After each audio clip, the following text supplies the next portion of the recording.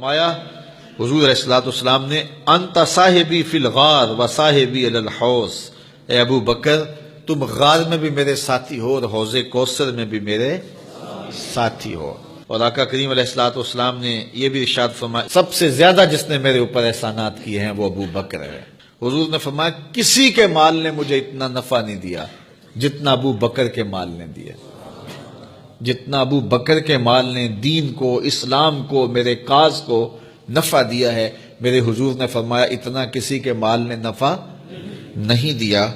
اللہ اکبر۔ فبکا ابو بکر، تو جب یہ بات حضور نے کہی تو ابو بکر رونے لگے۔ وقال ما انا ومالی الا لکا، حضور میں بھی آپ کا ہوں، مال بھی آپ کا ہے۔ اللہ اکبر۔ حضرت ابو بکر صدیق رضی اللہ تعالی عنہ نے حضور علیہ الصلوۃ والسلام کے ساتھ جو محبتوں کا ذکر کیا، اور پھر آقا کریم علیہ الصلوۃ والسلام نے ان کا جو اختصاص فرمایا کہ ایک خاتون آئی اور اس نے حضور سے کوئی مسئلہ پوچھا تو آقا کریم نے فرمایا پھر آ جانا۔ تو اس نے کہا اگر میں پھر آؤں اور آپ نہ ملیں، اس کا مطلب یہ تھا کہ آپ اس دنیا سے کوچ کر گئے ہوں، تو فرمایا میں نہیں ملوں گا، ابو بکر تو ملے گا نا۔ تو علماء نے کہا یہ خلافت کی طرف اشارہ ہے۔ حضرت ابو بکر صدیق رضی اللہ تعالیٰ عنہ سے بہت زیادہ حضور پیار کرتے تھے، اور آقا کریم علیہ الصلوۃ والسلام نے اپنی زندگی میں 3 دن ان کو مصلی پہ کھڑا کیا ایام مرض میں، پھر 17 نمازیں حضور کی موجودگی میں حضرت ابو بکر صدیق نے پڑھائیں، پھر حضور کا وصال ہو گیا، اور یہ دردناک لمحے تھے حضور کے وصال کے۔ اللہ اکبر۔ صحابہ کے کلیجے جل گئے۔ حضرت عمر نے ہاتھ میں تلوار پکڑی اور ایسے کھڑے ہو گئے اور ایسے لہراتے تھے تلوار، اور کہتے تھے خبردار کسی نے کہا حضور کا انتقال ہو گیا میں گردن اتار دوں گا۔ کوئی وصال نہیں ہوا حضور کا، حضور تھوڑی دیر بعد اپنی حالت پہ آ جائیں گے، یہ سکتے کی کیفیت ہے۔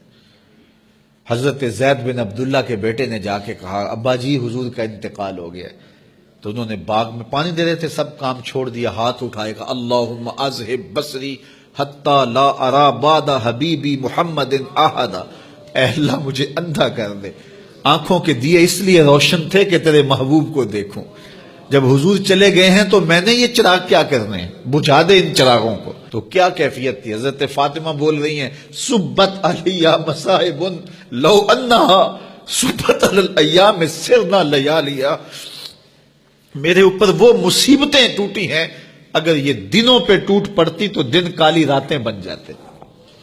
تو تھوڑی خبر تھی حضور کا وصال۔ اچھا جب یہ کیفیت تھی صحابہ کی، اس نازک موقع پہ چونکہ منافق اندر ہی ہوتے ہیں تو منافقوں نے ایک کھیل کھیلا، وہ صحابہ میں پھیل گئے اور کہنے لگے واہ واہ حضور کے دم سے رونقیں تھیں، مسجدیں آباد تھیں، سجدے تھے، قرآن کی تلاوت تھی، اب کس نے نماز پڑھنی ہے میاں، اب کس نے روزہ رکھنا ہے، اب کس نے زکوٰۃ دینی ہے، اب کس نے حج کرنا ہے، ختم کہانی ختم کہانی، یہ بات کرنی شروع کر دی۔ اب یہ بڑی نازک صورتحال، تو کیا حضرت ابو بکر کا کلیجہ نہیں جل رہا تھا؟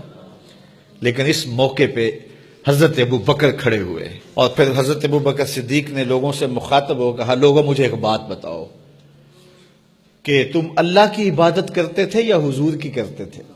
لوگوں نے کہا کہ اللہ کی۔ تو کہا کہ کیا حضور کے وصال کے بعد تم اللہ کی عبادت چھوڑ دو گے؟ کہا نہیں۔ کہا مجھے بتاؤ جس دین کو سر بلند کرنے کے لیے حضور نے اپنی ساری زندگی لگا دی، تو کیا حضور کے چلے جانے کے بعد اس مشن کو چھوڑ دو گے؟ لوگوں نے کہا نہیں۔ تو کہا پھر اٹھو اور نبی کے دین کا پرچم تام لو۔ حضور کا وصال ہو گیا ہے، اب حضور کے مشن کو ہم نے اٹھانا ہے اور اپنے کندھوں پہ وہ بوجھ لینا ہے۔ تو کیا جس کے لیے حضور نے اپنی جان تک دے دی، تو کیا ہم وہ مشن چھوڑ دیں گے؟ صحابہ کے اندر ہمت پیدا ہوئی، کہا کیوں چھوڑیں گے، ہم تو اٹھیں گے اور پہاڑوں سے بھی ٹکرا جائیں گے۔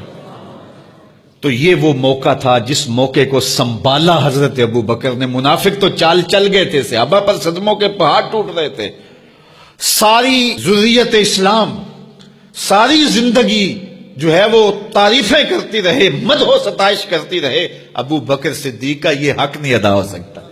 یہ احسان کیا ہے امت کے اوپر حضرت ابو بکر صدیق نے۔